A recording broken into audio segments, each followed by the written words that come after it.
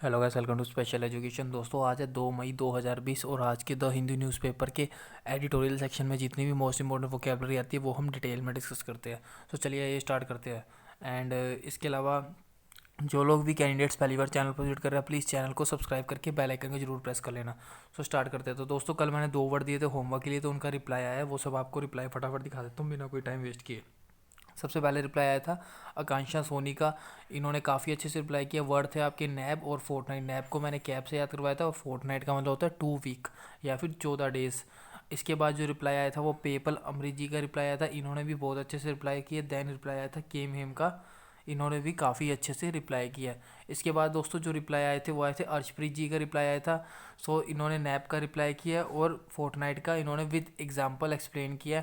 सो काफ़ी अच्छे से इन्होंने रिप्लाई किया। देन रिप्लाई आया था हरिंदर पाल सिंह जी का। अब इनका भी डेली से रिप्लाई आने लग गया। और लास्ट में जो रिप्लाई आए थे वो रवि गुप्ता का एंड रूप कौर का। इन दोनों का भी डेली रिप्लाई आने लग गया। अब इन्होंने भी काफ़ी अच्छे से रिप्लाई किया। आई होप आप सारे के सारे ऐसे ही रिप्लाई करते रहोगे। इसके अलावा जितने भी कैंडिडेट्स हैं जो लोग वीडियो देख रहे हैं और होमवर्क का रिप्लाई नहीं करते, मैं उनसे रिक्वेस्ट करूँगा प्लीज़ यार मैक्सिमम से मैक्सिमम ट्राई किया करो। आप एक ही तो मैं वर्ड देता हूँ ज़्यादा से ज़्यादा अप्लाई रिप्लाई करने के लिए। सो प्लीज़ उसका आंसर दिया करो ताकि मुझे भी इंश्योर हो जाए कि आपको वर्ड्स याद हो रहे हैं और आपको भी एक तसल्ली सी मिल जाए, हाँ जो मैंने पढ़ाया है वो आपको याद हो रहा है, आपको रिवाइज हो रहा है। तो चलिए स्टार्ट करते हैं। आज का दोस्तों हमारा जो फर्स्ट वर्ड है वो है कर्टेल। कर्टेल दोस्तों वर्ब की तरह यूज़ होता है जिसका मतलब होता है टू मेक समथिंग शॉर्टर और स्मॉलर और रिड्यूस। मतलब किसी भी चीज़ को शॉर्ट करना, छोटा करना, उसको छोटा करना या फिर उसको कम करना। हिंदी में इसका मतलब होता है छोटा या संक्षिप्त करना, कम करना या फिर घटाना। ठीक है, कर्टेल। वैसे ये वर्ड आप लोगों ने काफ़ी जगह सुना होगा और याद नहीं होगा तो अब याद कर सकते हैं हम ट्रिक के थ्रू। इसकी ट्रिक हम ऐसे बना सकते हैं कर्टेल। कर्टेल को आप याद करो टेल के थ्रू, TAIL ऐसे याद करो। जो कुत्ते की टेल है, टेल मतलब पूंछ, कुत्ते की टेल को छोटा कर दिया गया या कुत्ते की टेल को काट के छोटा कर दिया, कुत्ते की टेल को कर्टेल कर दिया। इस तरीके से आप कनेक्ट कर सकते हो। ट्रिक आपके सामने है। कुत्ते की टेल को कर्टेल कर दिया गया मतलब कुत्ते की टेल को छोटा कर दिया गया, कम कर दिया गया काट कर। सो एग्जाम्पल आपके सामने the Haryana government decision to put a moratorium on new recruitments in the government job for 1 year. आपको पता है कि हरियाणा गवर्नमेंट ने 1 साल का मोरेटोरियम लगा दिया था, मतलब स्टे लगा दिया था कि 1 साल तक अब कोई सरकारी नौकरी नहीं आएगी।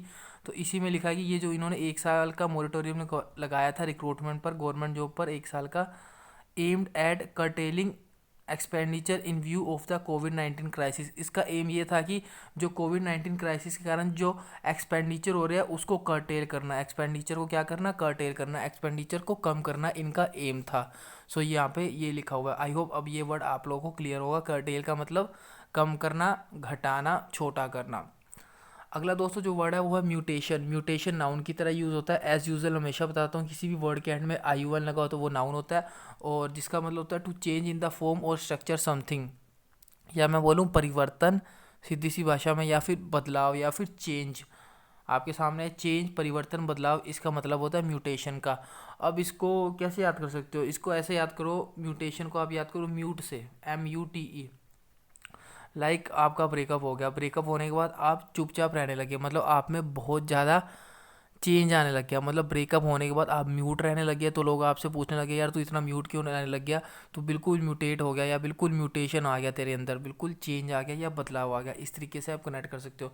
सो मेरे म्यूट रहने के बाद सब मुझसे पूछने लगे कि तू इतना म्यूटेशन कैसे हो गया, मतलब तू इतना चेंज कैसे हो गया या तेरे में इतना बदलाव या परिवर्तन कैसे आ गया। इस तरीके से आप म्यूटेशन को म्यूट से कनेक्ट करके याद कर सकते हो। एग्जाम्पल आपके सामने न्यूज़पेपर की cutting. Fortunately the novel corona virus appears more stable. जो नोवल कोरोना वायरस है ऐसा लगता है कि वो स्टेबल है, experiencing few mutations than other influenza virus. अगर हम दूसरे वायरस से कंपेयर करें लाइक इन्फ्लुएंजा वायरस से, उसके अकॉर्डिंग जो कोरोना वायरस है वो ज़्यादा स्टेबल है। फ्यूअर म्यूटेशन मतलब इसमें बहुत कम म्यूटेशन देखने को मिल रहे हैं इस वायरस में। मतलब इस वायरस में बहुत ज़्यादा कम परिवर्तन या बदलाव देखने को मिल रहे हैं। कुछ वायरस तो ऐसे होते हैं जिनके लक्षण सबके, वायरस एक होता है लेकिन लक्षण अलग अलग आते हैं। तो एटलीस्ट इस वायरस में लक्षण एक ही टाइप के दिख रहे हैं, ज़्यादा इसमें चेंजेस देखने को नहीं मिल रहे। तो इस एडिटोरियल में ये सब लिखा हुआ था। आप हमको तो बस वर्ड याद करना है। म्यूटेशन का मतलब होता है चेंज या फिर बदलाव। आई होप ये वर्ड भी अब आप लोगों को क्लियर होगा। अगला दोस्तों जो वर्ड है वो है स्लम्प, SLUMP, स्लम्प। दोस्तों ये वर्ब की तरह यूज़ होता है जिसका मतलब होता है to fall suddenly and by a large amount.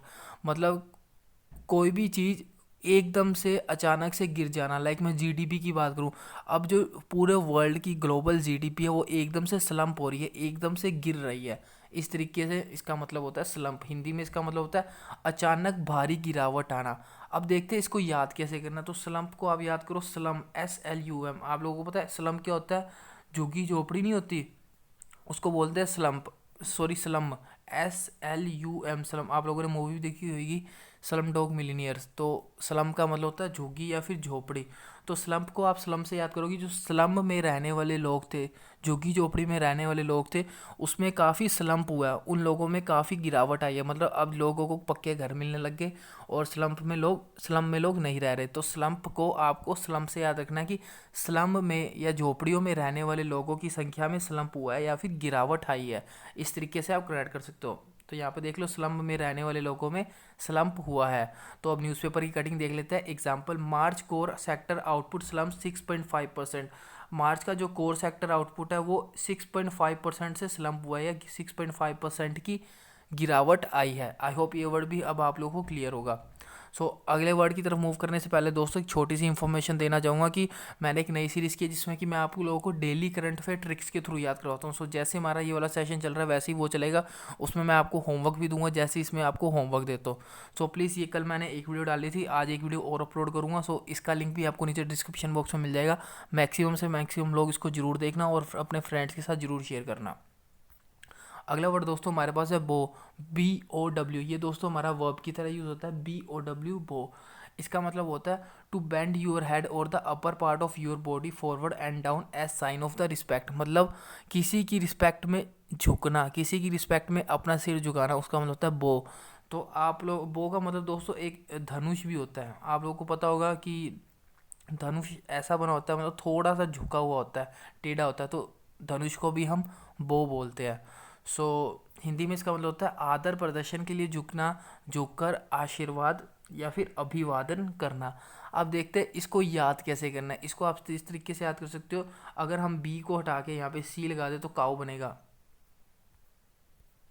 ठीक है, तो यहाँ पे देखो, काऊ ने अपना हेड बो कर दिया, काऊ ने अपना हेड झुका लिया। इस तरीके से आप कनेक्ट कर सकते हो। एग्जाम्पल आपके सामने, icon of the romance takes a final bow. ये हेडलाइन तब की है, ये उससे रिलेटेड हेडलाइन है। आपको पता है ऋषि कपूर जी का अभी हाल ही में डेथ हुई है 2 दिन पहले, उसी से रिलेटेड ये हेडलाइन आई थी कि आइकन ऑफ रोमांस, उनको आइकन ऑफ रोमांस बोला गया कि आइकन ऑफ रोमांस ने अब फाइनल बो ले लिया। मतलब कि जो रोमांस का आइकन है वो अब फाइनली झुक चुका है। आई होप ये वर्ड भी अब आप लोगों को क्लियर होगा। एक होमवर्क है कल के आज के लिए आपका। तो वर्ड आपको एक ही दे रहा हूँ मैं, क्लोग्ड, CLOGGED। आपको इसका पार्ट्स ऑफ स्पीच लिखना है, देन इसका एग्जाम्पल लिखना है और विद मीनिंग एग्जाम्पल लिखना है। अगला दोस्तों जो वर्ड है वो आपके सामने, डिस्क्रिएट।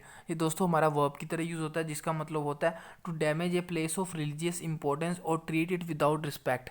मतलब किसी को तोड़ना, किसी प्लेस को, ऐसा प्लेस जो कि रिलीजियस हो, धार्मिक हो, उसकी डिसरिस्पेक्ट करना, उसको तोड़ना, उस प्लेस का अपमान करना, उसको बोलते हैं डिस्क्रिएट। हिंदी में इसका मतलब हो गया धार्मिक स्थल को हानि पहुंचाना या उसका अनादर करना या फिर उसे अपवित्र करना। अब इसको कैसे याद करोगे? इसको याद करने की ट्रिक आपके सामने, मेरे द्वारा क्रिएट की गई मूर्ति को उसने डिसक्रिएट कर दिया। मतलब कोई ऐसी मूर्ति थी, आपने कोई ऐसी मूर्ति क्रिएट की जो कि धार्मिक थी, जिससे आपकी श्रद्धा जुड़ी हुई थी, तो उसको पर्सन ने डिसक्रिएट कर दिया, मतलब उसको डैमेज कर दिया। इस तरीके से आप कनेक्ट कर सकते हो। अब न्यूज़पेपर की हेडलाइन देख लेते हैं। अंबेडकर स्टैचू डिसक्रिएटेड इन कडलोर। अंबेडकर का जो स्टैचू है उसको डिसक्रिएटेड कर दिया गया, मतलब उसको डैमेज कर दिया गया। कहाँ पर? इन कडलर, ये तमिलनाडु में, और ये हेडलाइन भी तमिलनाडु की है। आई होप ये वर्ड भी अब आप लोगों को क्लियर होगा। मूव करते हैं नेक्स्ट वर्ड की तरफ। अगला जो वर्ड है दोस्तों, फैटल। फैटल आपका एडजेक्टिव की तरह यूज़ होता है जिसका मतलब होता है कॉजिंग और एंडिंग इन डेथ। हिंदी में इसका मतलब होता है घातक या फिर जानलेवा। आप लोगों ने एक वर्ड सुना होगा फैटली, ये एडवर्ब होता है और इसका मतलब होता है घातक रूप से या फिर जानलेवा रूप से, इसका मतलब होता है। फैटल एडजेक्टिव है, फैटली आपका एडवर्ब है।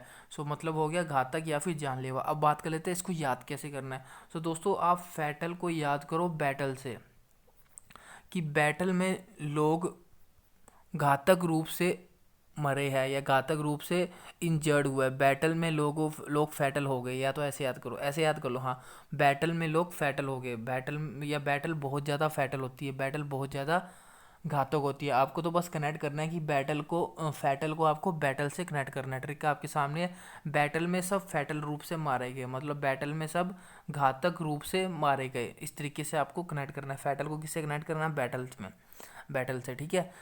न्यूज़पेपर की कटिंग आपके सामने, Australian police fatally shoot man, Australian police ने फैटली मतलब घातक रूप से आदमी को शूट कर दिया after stabbing at mall, stabbing मतलब अंदर घुसना, मॉल के अंदर घुसना ज़बरदस्ती और लोगों को चाकू दिखाना, ठीक है। सो अगला वर्ड ही हमारा स्टैबिंग है। स्टैबिंग हमारा दोस्तों नाउन की तरह यूज़ होता है, जिसको मैंने आपको बताया, an occasion when somebody is injured और किल्ड विद ए नाइफ और अदर शार्प ऑब्जेक्ट, किसी को चाकू के थ्रू डराना या फिर मारना, या फिर कोई तीखे ऑब्जेक्ट से उसको डराना या मारना।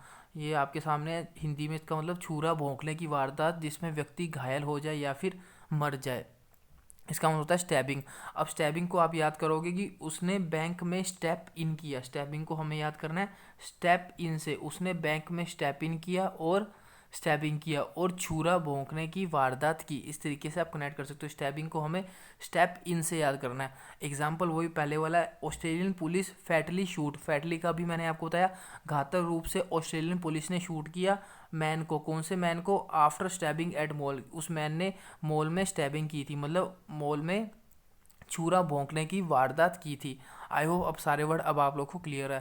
सो आज के लिए इतना ही रखते हैं। वीडियो अच्छी लगे तो प्लीज़ प्लीज़ यार मैक्सिमम से मैक्सिमम ज़्यादा वीडियो को शेयर किया करो। अगर एफर्ट्स आप लोग को मेरे पसंद आ रहे हैं तो आपके जितने भी व्हाट्सएप टेलीग्राम ग्रुप बने हुए हैं तो उन सब में वीडियो को जरूर शेयर किया करो।